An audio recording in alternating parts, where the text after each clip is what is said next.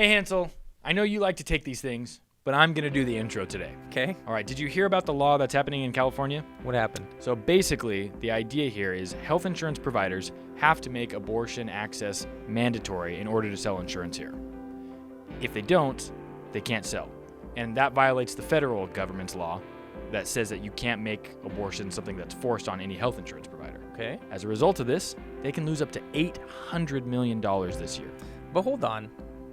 It could be a good thing if the government withholds that money, but then uses it for maybe underserved communities? You would think so, because that's what it's earmarked for, but it's probably going to go to fund the tax cuts, I'd imagine. Well, so are they pro-birth or pro-life? Yeah, what's the difference? We should probably talk about that. Okay. Welcome, everybody.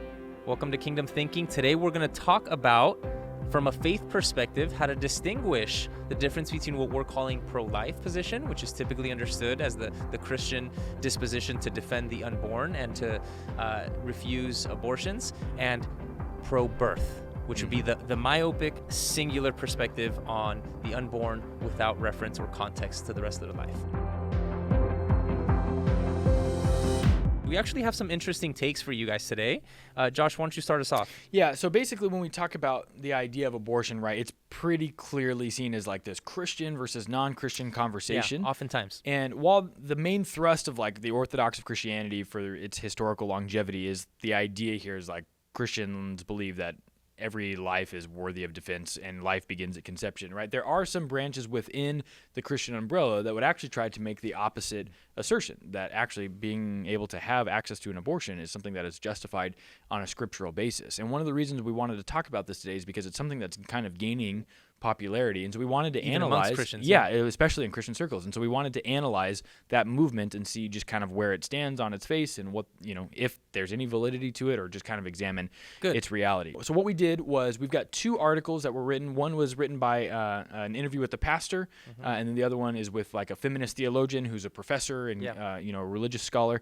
And so the first thing that we're going to be looking at is an article that comes from a pastor in the United Church of Christ movement, and her name is Kast, and it was an interview in an article that was published in The Atlantic. Okay. All right. And so her main thrust behind this whole idea is that our body is a temple of God and it's holy. And she says, quote, I see that as I have the right to have choices over my body and the freedom to make decisions that are right for me. All right, hold on. Let me stop you real quick right there. So she's interviewed on the topic, and the first thing she said was the reference to our body is a temple of God and our body is holy. Right. And her inference from that is I have the right of choice over my body and the freedom to make decisions that are right for me. This is quote. Yeah. This is a direct quote. All right, just want to make sure I got that right. Yep. And so as she continues on, she talks about this idea that how in Genesis, right, Genesis talks about how we're God breathed.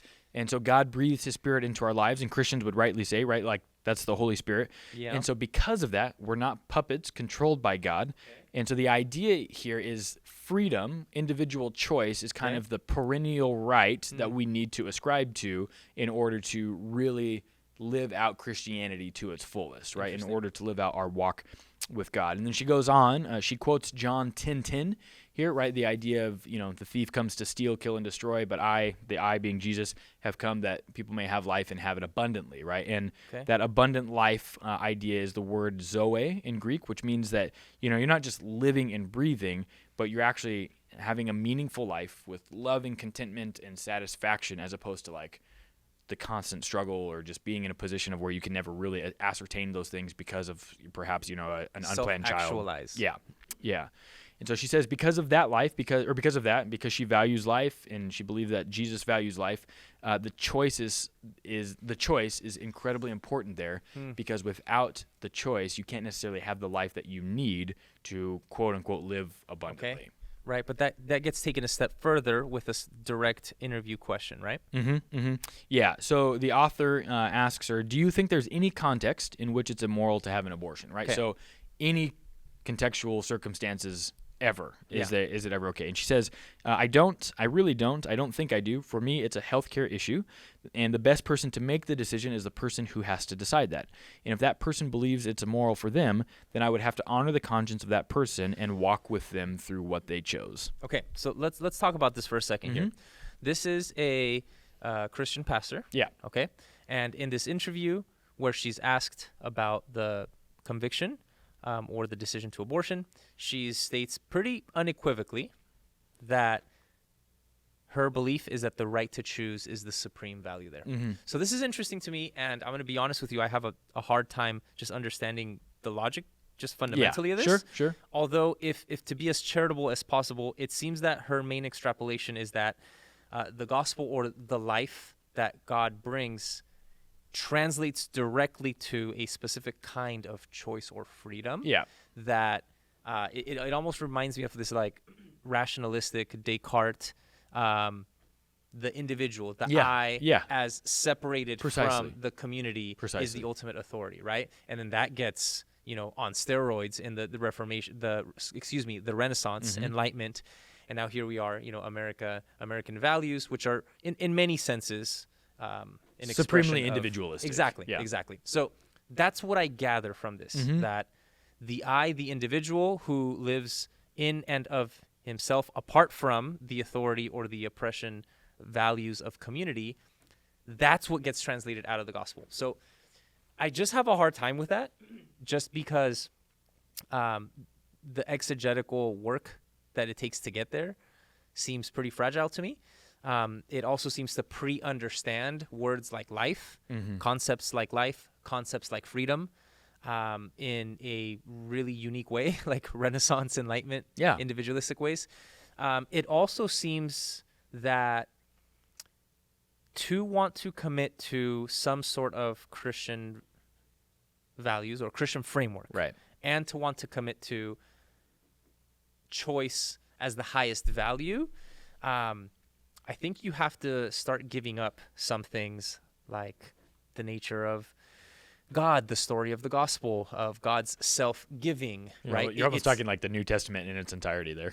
Right? It's like the orientation of life as it's expressed in the story of the Bible it's the other way. Yeah, I mean, entirely. And this to me is kind of so ignoring for a moment like what is kind of like a weird cherry picking of verses, in this discussion, and using like extremely contextually specific verses there, right? Yeah. Like there's no interpretive world of which I'm aware where John 10:10 can mean abortion. It's just not there exegetically. Now, if you want to say we move past that, if you want to say we move, then from a logical standpoint, your argument makes sense. It's not a good one there, but at least you understand what somebody's trying to say there. Correct. But beyond that, this idea of moving towards the hyper individualism there seems to be entirely out of step with what we know from Genesis to Revelation. Like the whole idea is the community over and above the self, right? And if we don't contribute to that, what are we saying? Now, what she is trying to say here, and what we will unpack more in the discussion, is abortion's not an isolated thing, right? And it can't be boiled down to the simple yes or no kind of conversation, and it needs to be considered in a greater context. And we'll unpack that more in kind of the discussion to come there. And so that's the only type of charitable disposition that you can give this thing from where I'm sitting. And then beyond that, though, it seems to run into, if choice is the ultimate ethic by which we have to live and navigate the world, and through which we ought to view the world, the lens by which we live, the idea here is if life scientifically begins at conception, which it does, right? And you may not impart the same value or the same whatever to it, you're still eliminating choice from that potentially developable individual, right? And so but it's my choice versus that thing's choice. That thing didn't have a choice to grow there. And so it seems to fall a little flat, or at least not take that part into consideration, or say so subjectively that my ability to choose is more important than your ability to choose, right, to the developing zygote. And that feels problematic to me because it moves out of whatever semi-objective framework that we can pull out of Scripture there and to try and live under. And it puts the self at the center of the story in a way that strikes me as quite problematic. Yeah. Correct. And I think a counterexample to options or situations in life where choice is not the ultimate value would be something like suicidal clients for therapists, or even think of hospitalized patients who maybe a coma or are in almost a vegetable state, right? Yeah. Just because a suicidal client, like of a therapist or a psychiatrist, wants to say, hey, I no longer want to live. Right. Doesn't mean that's the ultimate value, right? In Right. fact, legally, the Right. psychiatrist is mandated to act in opposite direction of that. Right. For good measure, right? Yeah. So, like, I could choose not to wear my seatbelt, but I'm still going to get a ticket. So I think that there's enough examples in society where we could see, well, so many times choice isn't the ultimate value in order for flourishing to happen. So I have a hard time seeing too many strengths from a faith perspective of how you can maintain the faith convictions Right. and still say, no, but ultimately choice. Right. Now, granted, if you don't have a faith perspective and you want to say, yeah, but it's not a person endowed with person rights until it's born, that's fine. Right. You can say that if you want. We're just saying from a faith perspective, it doesn't have a ton of internal logic. Yeah, and that's why I think it's important to have this discussion as it relates to the church as a whole, because this is a more of an internal kind of conversation that I think needs to be had. In a way, yes. Because this is not something that applies to, I'm not going to ask somebody who's not a Christian to live under the values that I have as a Christian, right? Even though I think it's better for them, I'm not going to try and superimpose that on them in the sense of like, if they want to disagree with that, I can't say like, oh, well, Jesus says that's bad, because that's not their ultimate Correct. authority. They don't care, Okay, right? good. Now, as we move to the second point, I want to hash out specifically here this kind of bit that we said at the beginning, right? Pro-birth versus pro-life. Sure. And I think this second article here that we mentioned is pretty fascinating. Yeah. In the sense that it helps to hash this out a little bit more, and it helps to actually point out the speck in the eye, if you will, Yeah. of the Christian disposition or the evangelical disposition to focus a lot of effort, time, and money Yep. into preventing births from being aborted. But what about the rest? What about the person after they're born? What about the mother? I think this is a fair question, and I think this article talks a little bit about it. Yeah. Yeah, so the second article analysis comes from a book that's written by a professor of religious studies at Elon University. So she's a feminist theologian, and the book is entitled Trust Women, a Progressive Christian Argument for Reproductive Justice. Okay, so let me stop you there. What, progressive Christian, what does that mean? So progressive Christian would be something that's more like mainline in its denomination, right? So not evangelical. You can kind of think like a PCUSA or maybe some branches of Episcopalian, some Anglican, So you have like traditional, evangelical, and then for our purposes of the discussion, we're saying progressive is a tradition different than evangelicals. Yeah. And so the idea here is she wants to move the conversation away from a simple conversation about whether or not you should ever have an abortion or whether or not, abortion can be ever justified in any way, shape, or form. And her name, by the way, is Rebecca Todd Peters. Okay. And so what Professor Peters is talking about is this idea of trying to properly define abortion as a part of a series of choices that women have to make every day. And this is good because it moves us out of this nebulous conversation of like, yes, no, it's just a singular thing, like an isolated point in time, and it's something that has, a larger conversational framework around it. It humanizes everybody involved in light of the decision. Yeah, so this is what she says. Her desire in the book is to do the following. Peters offers a moral framework in the language of progressive Christianity and built on a foundation of reproductive justice. Now, this is interesting because this is actually an intersectional approach that was conceptualized by a small cohort of black women activists in the 90s.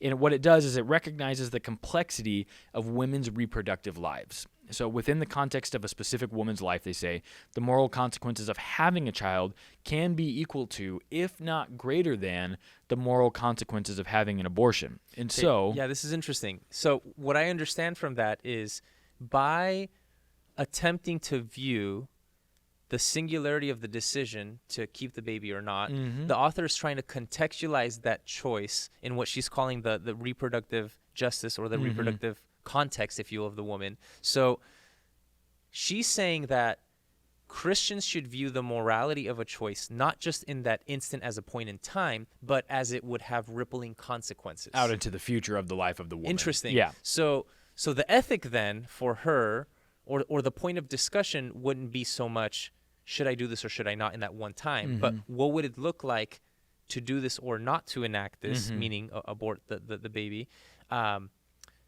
as it relates to her continuous commitment to this child for at least, 18 years? Yeah, I mean, at minimum. Right. Yeah. Interesting. Yeah. So how do you think that changes things? Well, so one, I think what it does is it shifts the framework of the conversation to, I think, something that's actually more helpful for us to talk about, because now we are talking about the morality of abortion in the larger context of the sphere of the life of the individual. And its mom. Yeah, and dad. And what that does is it allows us to kind of see a bigger picture, and I think a bigger picture is always a better starting point. So this is where we shift from just being pro-life, meaning I don't want abortions, right, to saying no, I not only not want abortions, but I also care about the people, the communities, the parents, and this person until he's going to be 18, where he can fend for himself. Right, and so this is what I appreciate about this argument is it moves us, like you're saying, out of the pro-birth discussion into like the longevity, the socioeconomical, cultural, understanding of the position that the people find themselves. Yeah, that's fascinating. And you know what? It kind of makes me think about, because I'm going to be honest, I don't always understand what people mean when they say reproductive justice. Sure. Having said that, it reminds me of, do you remember the court hearings when Judge Brett Kavanaugh was nominated? And it was like a whole ordeal, right? I remember, I don't know why, but specifically I remember the snippet of the hearings where he was being questioned. And the questioning was something like this. It was, to your knowledge, are there any laws on the male that hinder or that control the male reproductive? And he goes, well, not to my knowledge. And it's a really poignant question, right? For sure. Because the implications of that question are, then why in the world do we have laws or an ethic or a system of morality that would want to regulate that? Yeah. Right? So this is interesting to me, because on the one hand, you could see the disproportionate consequences that women have to bear both when they do abort and when they don't. Right. And I think Christians should at least have compassion and sympathy to the situations that lead to that. Sure. Moving away from anti-abortion to actually being pro, caring about everybody there. Correct. That's the first thing that comes to my mind. The second thing, though, is what if there were laws about that? Sure. And just humor me for a second, right? I think a common argument is, yeah, but in the case of a rape or an incest, the male doesn't have to bear that their whole life. To ask a woman to not only, physically, no pun intended, bear the result of that trauma for 9 months, but then for the rest of her life, that's a real concern, a real question, right? It's like, well, what if there were laws on that? And here's what I mean by that. I mean, I've heard it kind of in passing and kind of a little snarky. What if we started castrating rapists? Sure. What if there were ways to force men, like, no, you can't leave. If you made this child, you need to be responsible. And I'm not just talking about like child support, right? But tangible ways that would more proportionally place the burden of responsibility to actually care for this human. And you know what? I'm for that. Yeah, I mean, it's an interesting conversation, right? Because in the rare instances of like, so like rape and incest make up like 0.01% of abortion cases. Mostly it's maybe like accidental pregnancies or unwanted. And so there is something fundamentally different about the way that a woman will experience childbirth from or just any type of this process, because they carry that what they do is so much more important, right, than what the male contributes to the discussion. And so when we talk about like the inclusion of the male, if we talking about something like rape, then we actually force this like repetitive cycle of bad experiences on the victim who has to go through that, right? And so we run into some of these difficulties, right? And so some type of law is probably a good idea in terms of the conversation piece for this. And I think what I appreciate about what she's trying to do in this is like say that this is something that affects somebody for a long time in their life. And as Christians, we need to be people leading the charge in this discussion in terms of having, other methodologies available for people who, if we say, hey, look, if you want to carry it to term, adoption's an available option, or we can walk with you through this, and not condemning people if they do choose to have the abortion, and walking with them through that, right, and through that experience. And so, but I don't know, in her desire to reclaim a sense of justice for the reproductive rights of the female, that is probably something that, or not probably, is something that we need to look at and analyze as a nation on a level. I'm not sure that swinging the pendulum this far is the answer, right? Yes. But it makes sense, because if you've had, if you've not had the access that you deserve and you are entitled to, then of course you're going to try and reach as far as you can and get that. But I struggle with this conversation because I don't know how to parse out, right, the experience of the life developing and the individual who has to carry the life, right? And so there are, like, I do we say as the church, like, hey, there's just some things that are unfortunate or unfair, and this is just one of those things, like the way that biology has played itself out, and just women have to deal with this differently than men? Or as a church, do we come alongside and say, like, yeah, this is something that you have to walk through, and it's the way that biology set up, or it's the way God intended it to be, depending on, what your view on all that is. And it's like, how do we move in that direction where we stand lock and step with people, but still protecting and valuing the sanctity of life, right? Still respecting the rights of the individual, but both individuals that exist in the scenario, instead of simply pretending that the developing zygote isn't an individual or doesn't have some self-agency or actualization that can be progressed, Good. Yeah. So to recap that a little bit, in my mind, the strengths of this position are that it actually targets the weaknesses of the traditional, conservative anti-abortion approach, right? It actually seems to be a valid check against that. However, it doesn't seem that terminating the life itself actually solves the problem. Right. It just seems to kind of kick the football down the field a little bit. Correct. And the idea, right, the notion that the rippling effects of a pregnancy carried to term are going to be more substantive than the ripple effects of having an abortion. Exactly. That seems a little too optimistic. Yeah, and it's not the experience that I've seen or worked with people or went through myself when I had to have an abortion when I was in high school there because of an ectopic pregnancy experience. And so that's something that I still think about all the time, and that reality is a heavy one to deal with. And so I don't think that it solves the problem like people like to think it does. Yeah, right. And so I think that's something that is a major hole in the thought process and is lacking. Okay. However, I think it does behoove the people of faith, the church, to take some of these realities into account with singlehood and motherhood and unwed pregnancies and things that are obviously not ideal. For sure. And so to say on the one hand, abortion is not the answer to that, and not on the other hand to commit 100% to coming alongside and caring for the mother and the family and that life as long as it need be, does seem to cheapen the value. Well, yeah, and because if somebody chooses to have an abortion, it doesn't make them any less worthy of love, care, kindness, consideration, respect, help, guidance, counseling. Like, they're still entitled to all those things. And again, this is where the church can really lead the way in this discussion. It's like, if you want to see something become less, right? If we want to see less abortions, become the solution. Yeah, the answer may not be legislation, though. I mean, certainly that obviously would have a huge impact there. The answer may be for us as the church to actually go upstream, because we know that politics is always downstream of culture. So going upstream and creating a better culture of care for people who are walking through these situations there, and providing better alternatives, walking along with, whatever it might be there, in order to help get the idea out that it's like, it doesn't have to be your life is over, or you have to violate a huge part of yourself, in order to be able to move on. No, I think that's super helpful.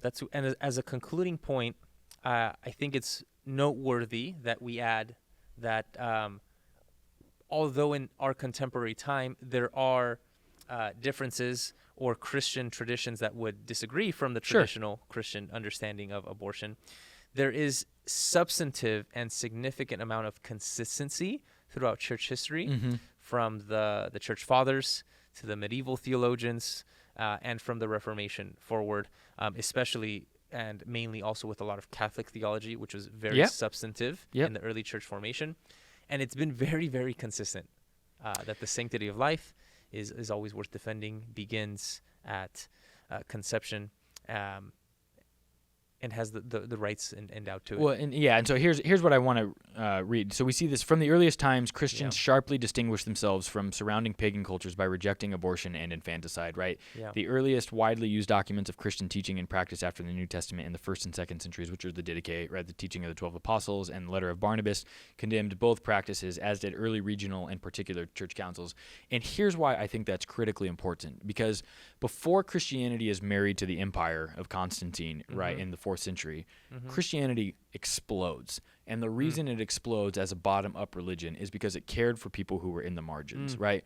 And It was so countercultural. single mothers there, or people who get pregnant out of wedlock, or people who get whatever, right? Like those people have a propensity to be shunned, or to be, slut shamed, or to be whatever, right? Yeah. And we have to get back to this, to being known for this, to being known for caring for people and going after the people that are cast out to the margins. Yes. And this is the way that we make our mark on the world, by caring, and also casting our net wide enough to include the people who have already had abortions, or who have already walked through that experience. 100%. I think that is a super, super helpful point. And so I want to reiterate, if it is true that Christians care about babies not being aborted, then let us really, really care about those babies and their mothers, and come after these people in a ministerial, a truly pastoral, self-giving way. I do think that is a really helpful challenge. Yeah, I don't know many churches that have like post-abortion care ministries. Right. I mean, how awesome would that be? Yeah. Amazing. What do you guys think? Are we out on a limb here? Are we crazy? Leave us a comment. What do you think? Our desire is always to provide and be part of the solution, right? Not just to point the finger. So we really look forward to hearing what you guys think. Thank you for tuning in. We'll see you guys next time on Kingdom Thinking.